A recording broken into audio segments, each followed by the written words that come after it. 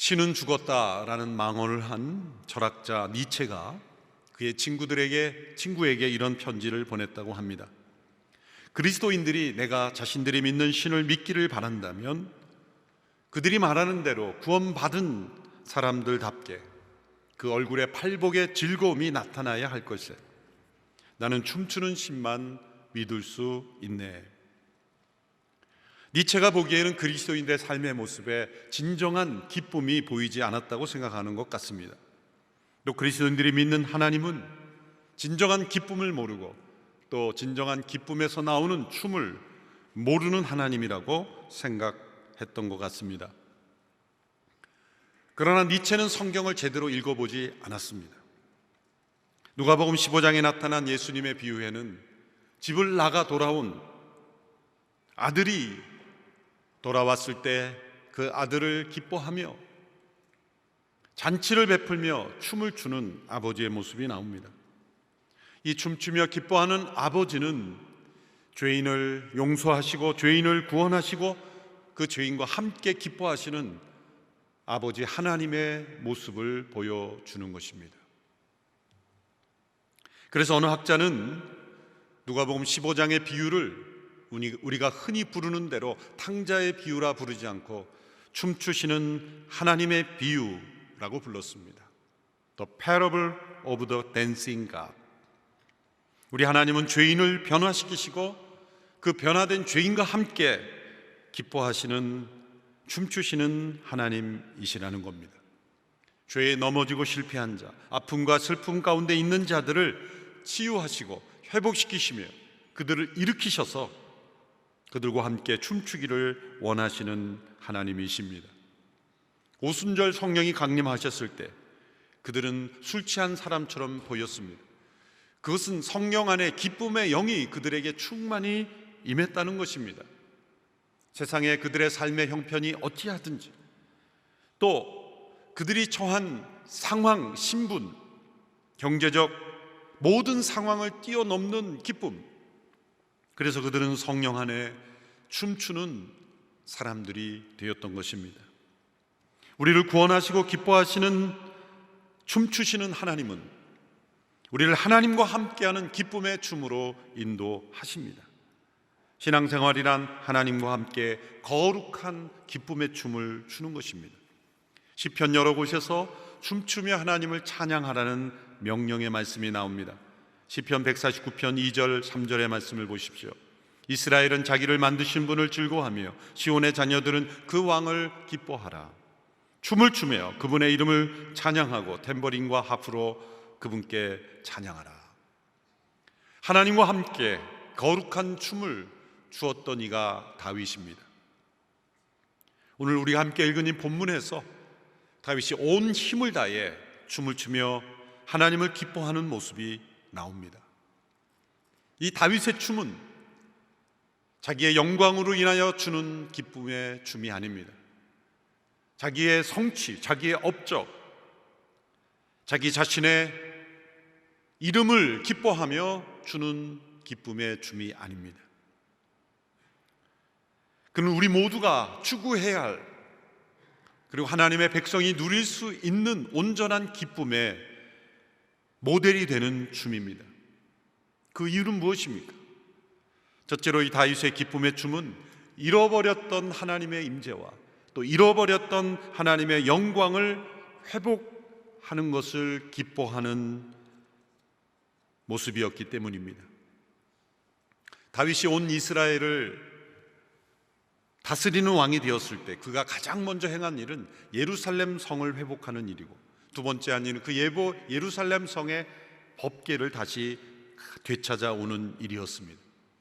그것은 예루살렘을 하나님을 예배하는 장소로 회복시키고 또 백성들을 하나님을 예배하는 백성으로 변화시키는 일이었습니다.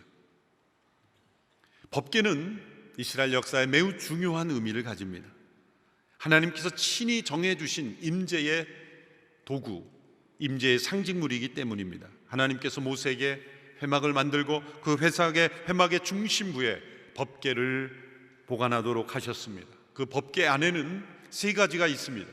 첫째로 모세가 하나님께로부터 받은 십계명이 적혀진 돌판, 두 번째는 만나가 담겨 있는 항아리, 세 번째는 아론이 가지고 있던 지팡이.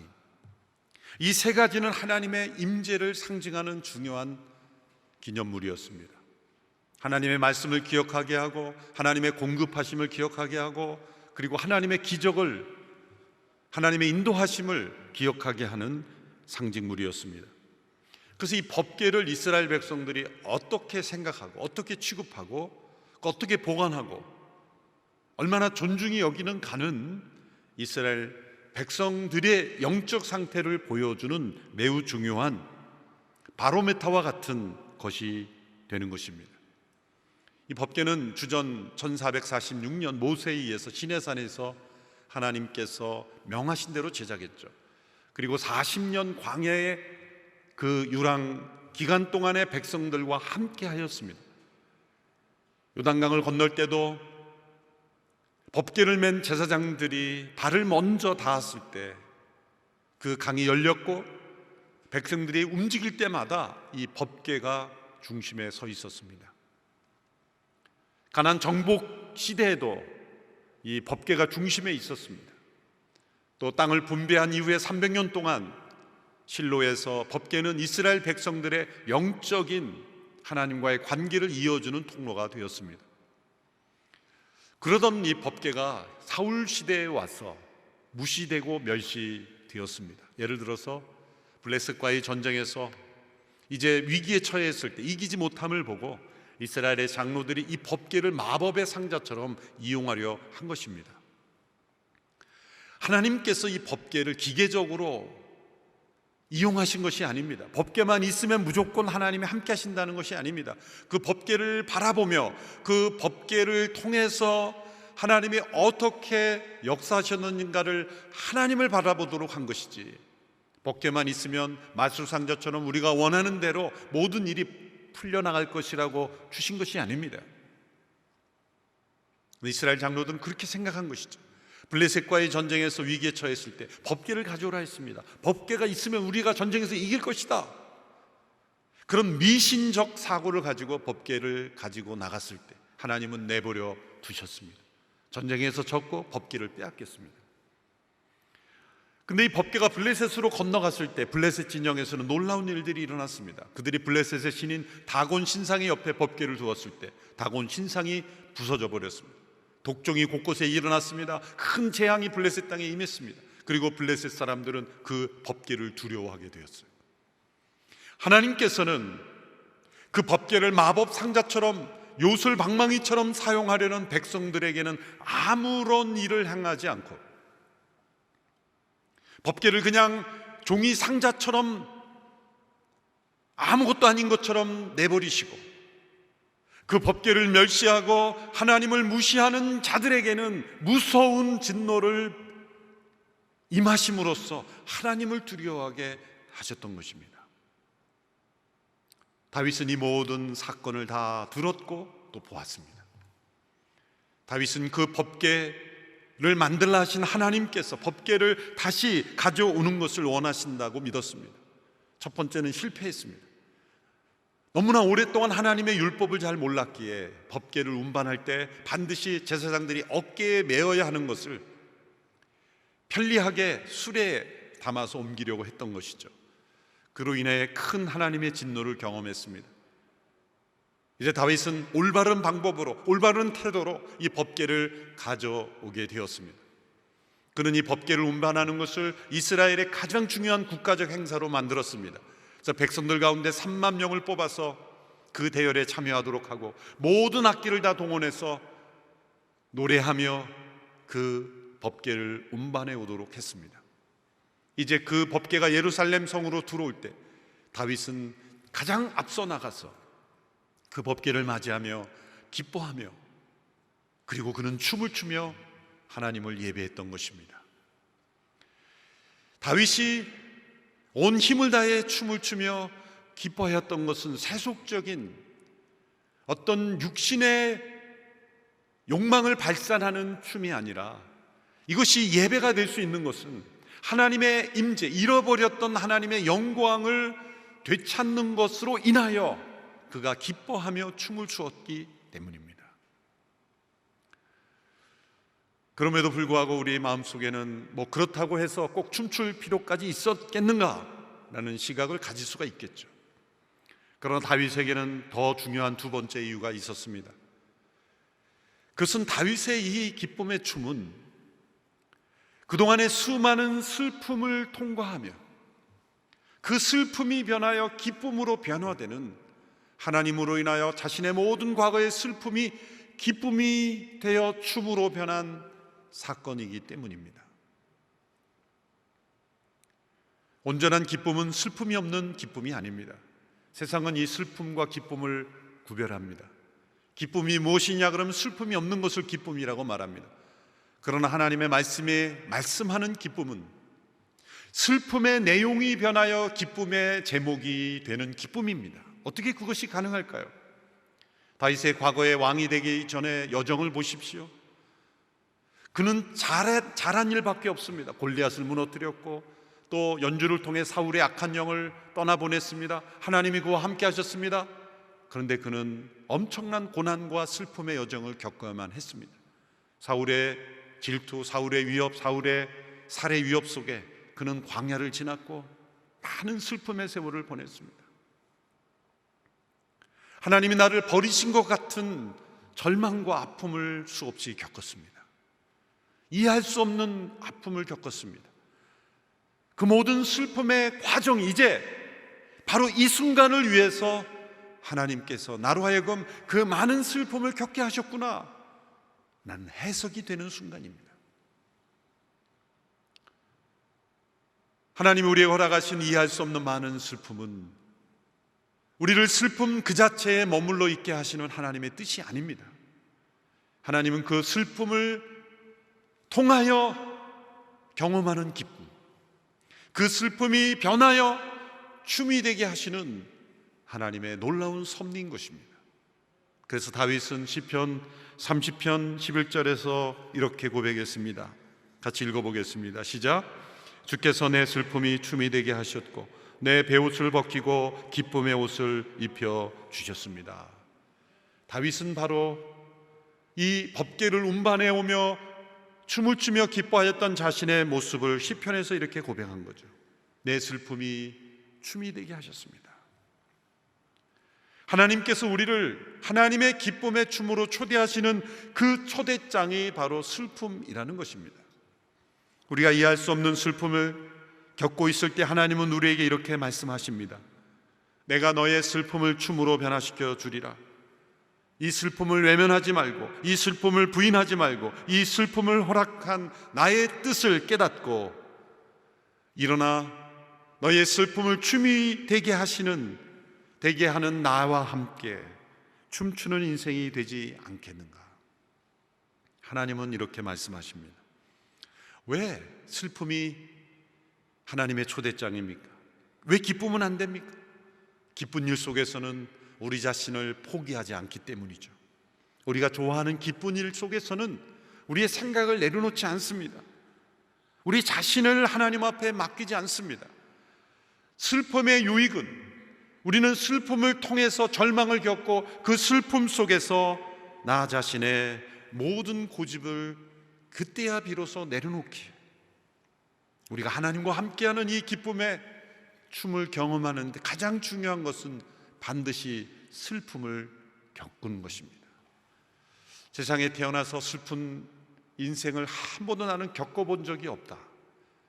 그러면 어쩌면 진정한 기쁨을 나는 한 번도 경험해보지 못했다라고 말할 수도 있는 것입니다. 왜냐하면 온전한 기쁨은 슬픔이 변하여 춤이 되는 경험이기 때문입니다. 그러므로 우리에게 우리가 이해할 수 없는 슬픔의 사건 앞에 있다면 하나님 앞에 감사하시고 이 슬픔이 변하여 기쁨의 춤이 되게 하실 하나님을 바라보십시오. 하나님은 그 슬픔을 바꾸시는 능력의 하나님이시기 때문입니다. 그런데 이렇게 기뻐하며 춤을 추는 다윗의 모습을 보면서 그의 아내 미갈은 업신여기며 무시하며 멸시했습니다. 보십시오. 남편 다윗 왕이 3만의 백성들의 대표를 이끌고 모든 악기들을 동원하여 전 국가적인 행사로 그것을 기뻐하며 제일 앞장서서 춤을 추며 기뻐하고 있는 모습을 보며 그는 왕궁의 창문으로 내다보며 그 다윗을 멸시했습니다. 그는 남편이 왜 이것을 기뻐하는지 이해하지 못했고 더군다나 멸시했습니다. 미갈은 이스라엘 백성의 한복판에 있었고 가장 중요한 다윗의 아내였지만 그는 예배를 구경하는 자였습니다. 그 자리에 예배자로 참여하지 않고 구경꾼으로 참여한 것입니다. 그는 높은 곳에서 내려다보며 단지 비평할 뿐 그 다윗이 왜 저렇게 기뻐하는지를 참여하지 못했다는 거예요. 예배의 구경자로 참여할 때 소리 높여 찬송 부르는 이들은 무엇인가 미쳐있는 사람처럼 보이고 눈물 흘리며 회개하는 사람은 바보같이 보입니다. 이런 미갈의 신드롬이 어쩌면 우리가 다윗이 경험한 이 온전한 기쁨을 경험하지 못하는 것입니다. 미갈이 다윗을 멸시하며 이렇게 비웃죠. 20절의 말씀을 보십시오.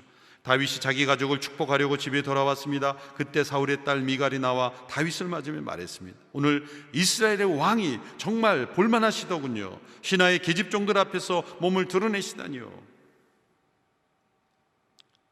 이 미갈의 말을 좀 좋은 성우가 이렇게 뉘앙스를 한번 이 비꼰 마음을 어떻게 표현할 수 있을까요? 정말 볼만하시더군요 이러면서 좀 비꼬는 억양이 나와야 되지 않겠습니까? 종교개혁자 장 깔뱅이 이 미갈에 대하여 아주 혹평을 했습니다. 칼뱅이 뭐라고 말했냐면 이 미갈을 보면서 온 세상이 야심에 의하여 지배되는 이유는 바로 미갈과 같은 부인들이 남편을 멸시하고 있기 때문이다. 부인들에게 큰 상처가 될지 모르지만 잘 들어보십시오. 왜 그런가? 세상의 어떤 아내들은 남편들을 멸시하는 이유가 남편이 왜 유명하지 않느냐, 왜 능력이 없느냐, 왜 실력이 없느냐, 왜 돈을 많이 벌어오지 않느냐, 자신의 남편의 자신이 원하는 어떤 세상적인 욕심을 충족시키지 못하는 것으로 인하여 멸시하고 있다면 바로 이 미갈처럼 남편을 대하는 것이고, 그런 미갈의 멸시로 인하여 남편들이 세상에서 과욕을 부리고 허영을 부리고 야심에 지배되게 된다는 거예요.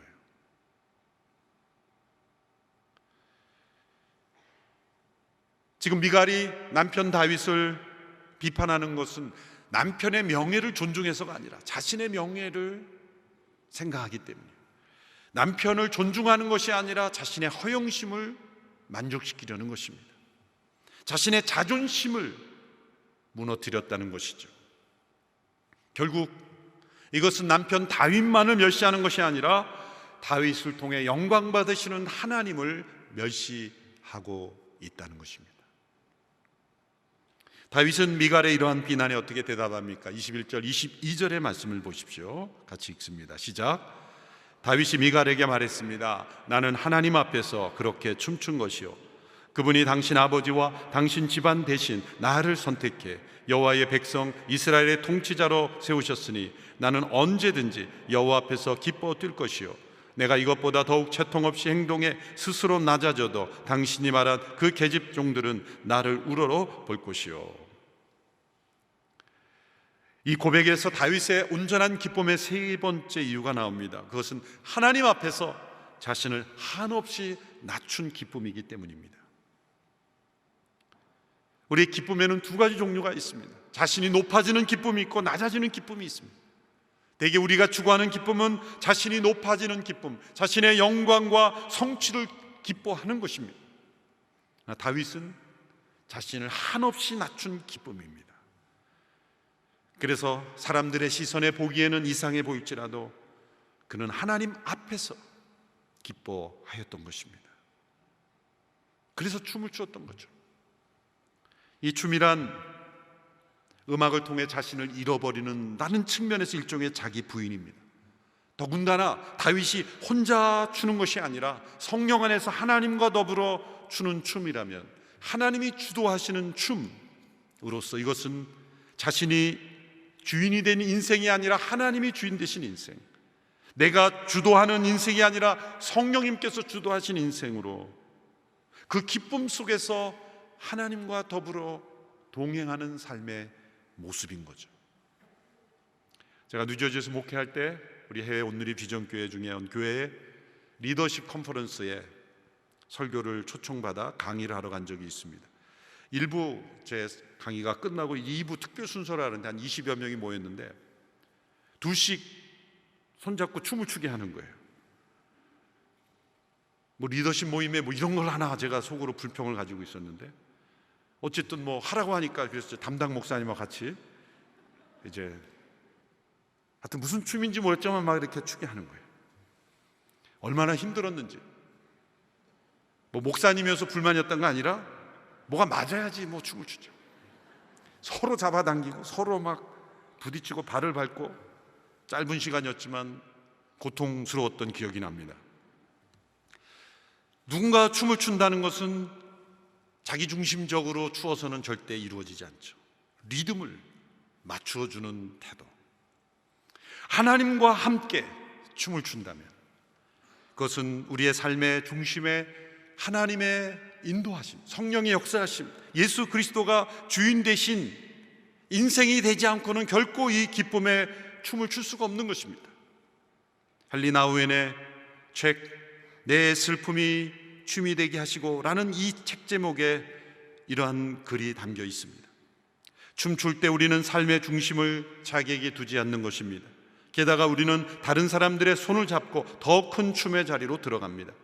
다른 사람들과 함께 있을 때 은혜를 베푸시는 하나님을 위한 자리를 내 한복판에 확보하는 법을 배웁니다.